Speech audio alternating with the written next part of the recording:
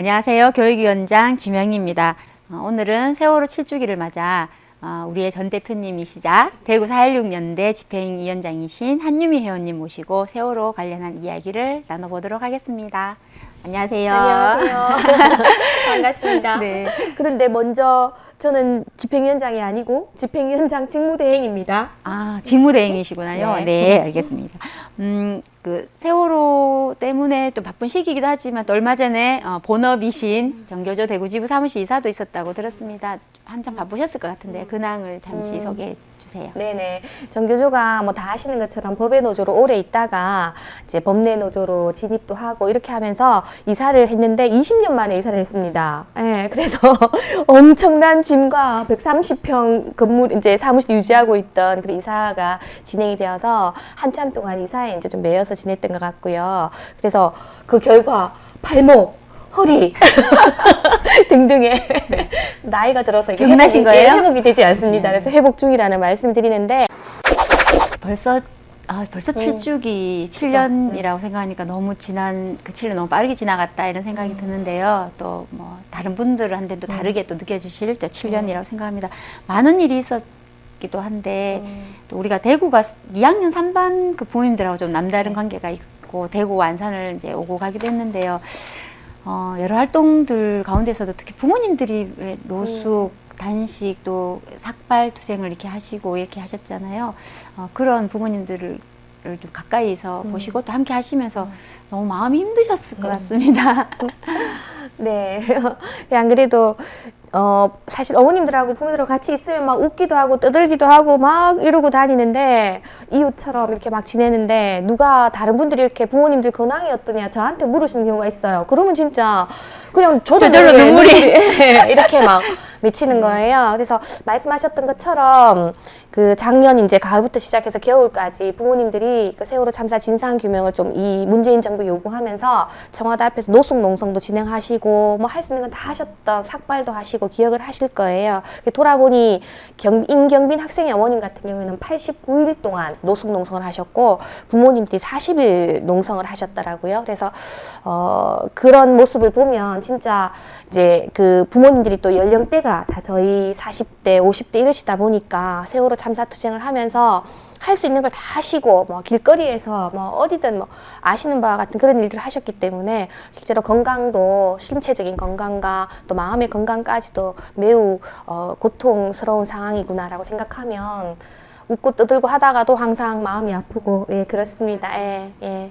그런데 한편은 그러면서도 저는 그 우리 사회에 많은 사회적 참사와 재난의 이제 피해자들과 가족들이 계신데 세월호 참사 부모들만큼 고통의 가장 큰 고통의 당사자이면서 또 우리 사회를 바꾸고 변화시켜 나가기 위한 노력들을 기울여 왔던 그런 부모님들은 그런 피해자들은 또 처음이란 표현은 좀 애매하긴 하지만 그런 중요한 역할을 한국 사회에서 하시고 계신 분들이라고 생각하거든요. 그런 지점에서는 그런 고통을 겪으시는 게 마음 아프지만 또 한편 싸우고 이겨내고 계신 그런 모습들에 감동받고 진짜 가장 훌륭하신 분들이다 이렇게 존경하는 마음을 전하고 싶습니다. 이어서 그럼 지금 3월 학습 교재로 네. 재난을 묻다라는 책을 회원들이 읽고 있습니다. 세월호 참사를 직접 다루고 있지는 않은데 네. 우리 사회 7개의 큰 재난 참사를 다루고 있거든요. 이 책을 보니까 정말 세월호와 다를 바 없이 너무 어떻게 이렇게 우리 사회가 무책임하고 무능한가 이런 생각도 들고 뭐 피해자를 모욕하는 건 어쩜 이렇게 또 똑같은가 이런 생각이 듭니다. 혹시 책은 또 어떻게 읽으셨는지 궁금합니다. 네, 저도 이 책은 이제 그 학습 교재이기 때문에 제가 다시 읽어야 되는데 옛날에 보셨죠? 아직 읽지는 못했어요. 근데 한 몇 년 전에 이제 이 책을 처음 알고 이제 보면서 특히 이제 저도 대구 지하철 참사를 또 이 책에서 하나의 중요한 꼭지로 다루고 있잖아요. 그래서 세월호 참사가 사실 일어나고 나서 저 같은 경우도 지하철 참사를 다시 보게 되는 이제 거꾸로 그렇게 된 거죠. 그래서 반성하기도 하고 이랬었는데 그래서 지하철 참사도 이 책을 통해서 다시 보게 되고 이러면서 이 세월호 참사가 진짜 우리 한국 사회의 어떤 한 단면만이 아닌 끊임없이 되풀이되었던 여러 가지 이제 사회적 참사들 중에서의 대표적인 사건이라는 것도 알게 되었고, 그래서 이것이 이제 어쩌다 한번 일어난 문제가 아니라 구조적인 문제로서 일어났다는 걸 알게 되는 중요한 책이었던 것 같습니다. 그래서 4.16 그 세월호 참사 피해자 가족협의회 집행위원장이신 유경근 아버님께서도 강의 와서 말씀하셨던 것처럼 우리 한국 사회 1년에 일어나는 해양 사고가 8,000건이라고 합니다. 저도 그 얘기 듣고 깜짝 놀랐어요. 그렇죠. 네. 예. 8,000건이란 아무도 저도 잘 몰랐던 사건인 거죠. 그리고 300명 이상의 희생자가 발생하는 해양 사고가 20년마다 그죠? 한 번꼴로 계속 일어났다는 말씀을 하셨고 그것이 그 되풀이되는 참사의 원인이 진상을 철저하게 밝히고 그와 관련된 책임져야 할 사람에게 책임을 묻고 그러지 못한 채 우리 사회가 여태까지 굴러왔기 때문에 되풀이되고 있다는 말씀이 아주 이렇게 중요하게 저도 기억이 남거든요. 그런 지점을 좀 생생하게 보고 학습할 수 있게 해주는 책이 재난을 묻다라는 책이기도 했었다는 말씀을 드립니다. 네. 이 책을 정말 꼭 읽었으면 좋겠다라는 마음으로 예, 학습 예. 교재를 정했기도 네, 했는데 네. 가슴 아픈 사건들을 접해야 하는 거는 힘든 일이지만 진짜 우리 사회의 민낯 정말 구조적인 문제를 한눈 알 수 있는 그런 책이라고 생각해서 회원들이 꼭 잘 읽어주십사 다시 당부를 드립니다. 지금 세월호 7주기입니다. 그러니까 얼마 전 그 신의 서명전을 매주 이렇게 토요일마다 진행하고 있는 걸 알고 있고 정의당이나 뭐 노동세상, 종교조 등등의 시민사회단체들이 당번을 짜서 이렇게 잘 진행하고 있는데요. 몇 주 전부터 다시 촛불 다시 세월호라는 슬로건으로 서명전과 함께 촛불 집회까지 이어서 하더라고요. 아마 7주기를 맞이하는 지금의 세월호 투쟁의 어떤 상황에 로부터 비롯된 어떤 뭐 이렇게 변화라고 생각하는데요. 7주기를 앞둔 지금의 어떤 주된 상황이나 주된 과제 이런 것들 좀 소개해 주시면 감사하겠습니다. 다시 촛불, 다시 세월호라는 형태로 대구에서 이제 매주 토요일 진행되는 서명전을 1시간 정도 하고 또 1시간 정도의 이제 촛불을 드는 거를 시작하게 된 이유는 4.16 그 부모님들이 청와대 앞에서 그리고 이제 세월호를 함께 마음 아파하는 전국의 시민들이 청와대 앞에서 다시 촛불, 다시 세월호라는 구호를 들고 매주 토요일 그 촛불 행동을 하고 계시기 때문에 시작을 하셨죠. 그래서 그거에 저희가 이제 함께 한다는 마음으로 서울까지 올라가지는 못하지만 대구 시민들도 함께 하고 있다는 마음으로 이제 그 촛불을 들게 된 과정은 이제 그렇다고 말씀드릴 수 있고 그 부모님들이나 이제 이 전국의 세월호를 함께하는 시민들이 해외 또 동포들까지도 그 구호를 들고 다시 이제 그 청와대 앞에 서게 된 이유는 두 가지 이유 정도로 말씀드릴 수 있을 것 같습니다. 첫 번째는 아시다시피 세월호 참사 박근혜 대통령이 이제 있던 그 시기에 사실 그 정부 하에서 세월호 참사의 진상규명 우리는 될 거라고 기대하지 않았잖아요. 그러니까 오히려 사건의 진상도 그 규명하는 것을 방해했고 은폐했고 국민들을 전혀 구조하는 데 나서지 않았던 그들이었기 때문에 우리 국민들과 가족들은 모두 힘을 합쳐서 박근혜 퇴진투쟁을 했었고요.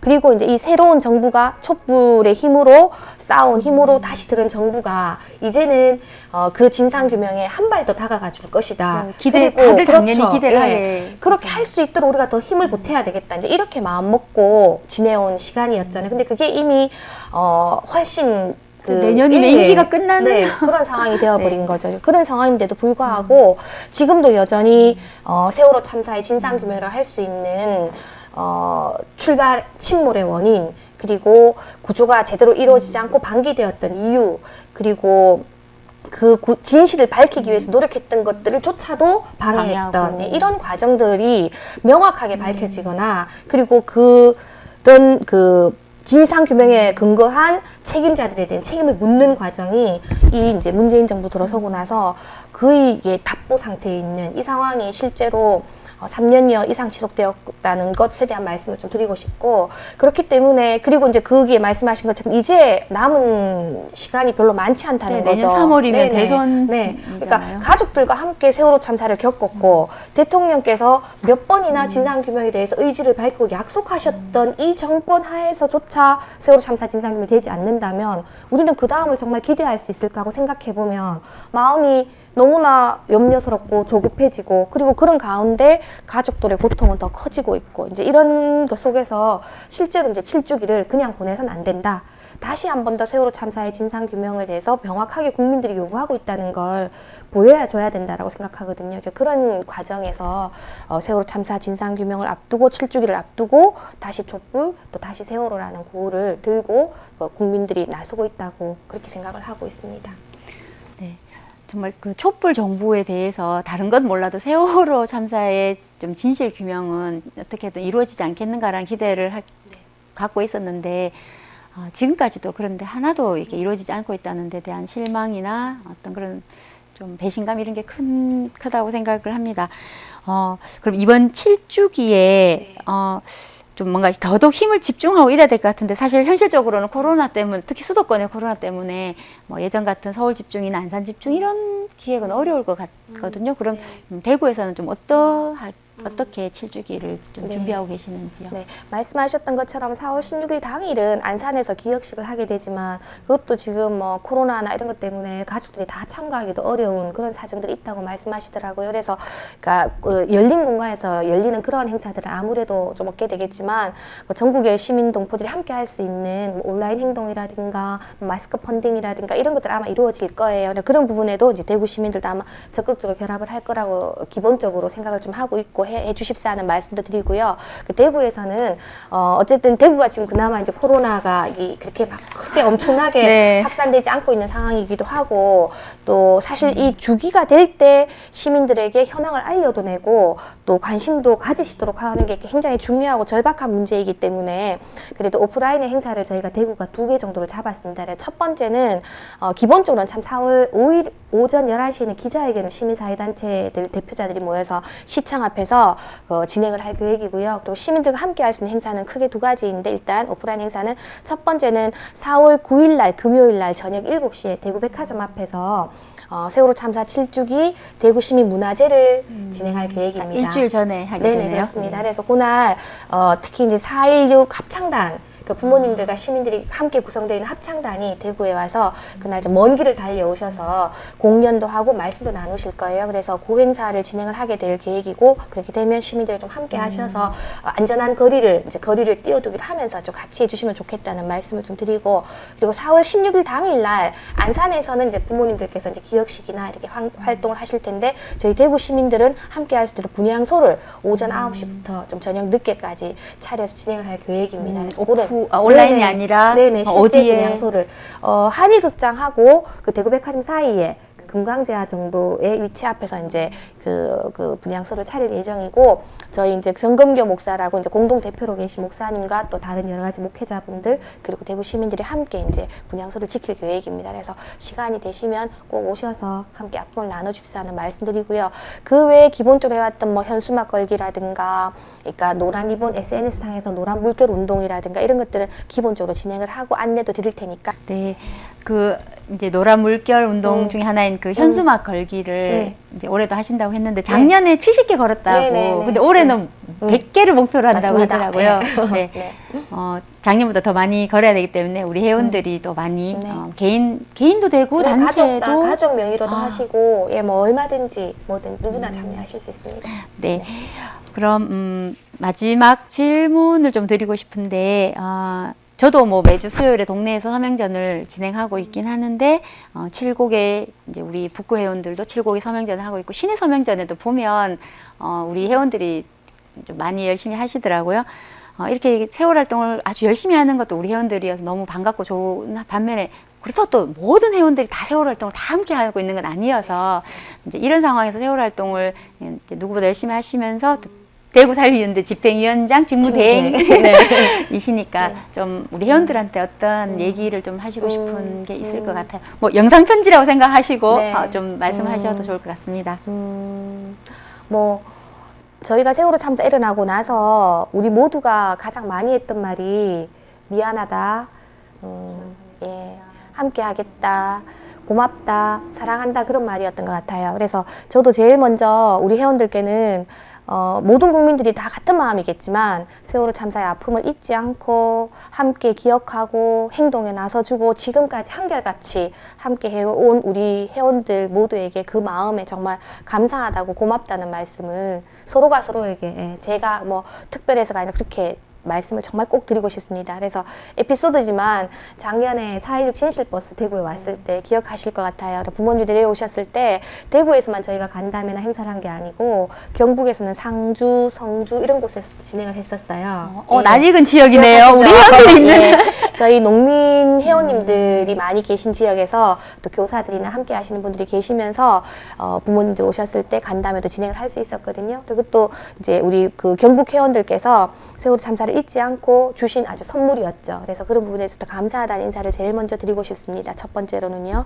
그리고 두 번째로는 저희가 세월호 참사를 저희뿐 아니라 많은 시민들과 국민들이 함께 이렇게 아파하면서 지금까지 해오고 있는 이유는 그전 말씀드렸던 것처럼 첫 번째로는 함께 아파하는 마음일 거라고 생각을 하고요. 그리고 저희 회원들은 누구보다도 중요하게 우리 사회가 좀 더 정의롭고 그리고 일하는 사람들 그리고 평범한 보통의 사람들이 일상과 자기 삶을 지키면서 생명을 지키면서 기쁘게 살아가는 세상을 만들겠다는 것을 목표로 사는 사람들이라고 생각을 합니다. 그랬을 때 이 세월호 참사의 진상규명과 책임자 처벌은 한국 사회를 변화시킬 수 있는 가장 중요한 고리이기도 하고 이 문제를 해결하지 않고 우리가 바라는 안전하고 정의로운 세상은 불가능하다는 것은 뭐 명백하지 않습니까? 그랬을 때 우리가 좋은 세상을 만들겠다고 한 생을 살겠다고 마음먹었던 사람들인 만큼 곳곳에서 하실 수 있는 만큼 애를 써주시고 또 끝까지 진상규명과 책임자 처벌을 위해서 노력해달라는 말씀. 그리고 그거는 뭐 그든 말씀드리지만 부채감 너무 갖지 마시고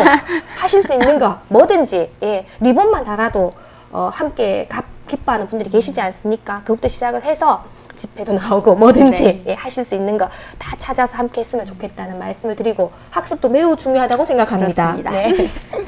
세월호 참사를 통해서 우리 사회에 이렇게 재난과 참사가 반복되고 있는 어떤 근원적인 문제를 좀 돌아보고 정말 우리가 만들고 싶은 그런 안전한 사회를 어떻게 만들 수 있을까를 고민하는 그런 배움의 자리이기도 하지만 또 한편으로는 7주기를 앞두고 우리 회원들이 정말 그 작은 실천이라도 다 함께 한번 힘을 모아서 함께 해보자라는 취지가 있었거든요. 네네. 그래서 오늘의 이 말씀과 또 재난을 묻다 책 학습을 통해서 우리가 할 수 있는 일, 또 해야 하는 일이 뭔가를 다 같이 찾아서 잘 실천할 수 있었으면 좋겠다 이런 생각이 듭니다. 그럼 오늘 이웃TV는 이것으로 마치도록 하겠습니다. 감사합니다. 감사합니다. 이렇게. 이거 되구나.